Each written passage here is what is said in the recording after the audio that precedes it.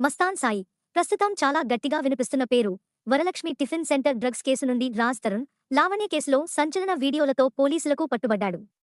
తాజాగా మస్తాన్ సాయి వీడియోల గురించి మాట్లాడుతూ సంచలన వ్యాఖ్యలు చేశాడు.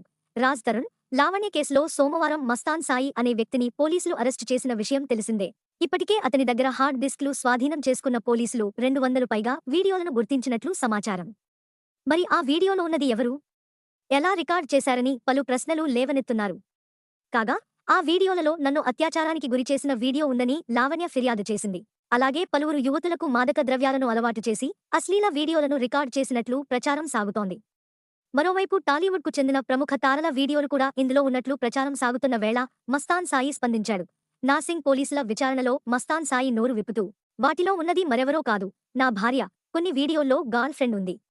వారిద్దరి ఇష్టంతోనే వాటిని చిత్రీకరించాను. ఆ వీడియోలను అడ్డం పెట్టుకుని తనపై తప్పుడు ప్రచారం చేస్తున్నారు. ఆ హార్డ్ డిస్క్లో లావణ్యకు వ్యతిరేకంగా సాక్ష్యాలు ఉన్నాయి. వాటిని మాయం చేసేందుకే ఈ కుట్రలు చేస్తున్నారని ఆరోపించాడు. రాజ్ తరుణ్ లావణ్య కేసు ఏంటి? 11 ఏళ్లగా రాజ్ తరుణ్ నాతో ఉంటున్నాడు. 7 ఏళ్లు ఇద్దరం కలిసి సంసారం చేశాం. అతనంటే నాకు ప్రాణం. అతనిప్పుడు నన్ను వదిలేసి మాల్వీ మల్హోత్రాతో రిలేషన్ మెయింటైన్ చేస్తున్నాడు. నా రాజ్ నాకు కావాలి అంటూ లావణ్య అప్పట్లో మీడియా ముందుకు వచ్చింది.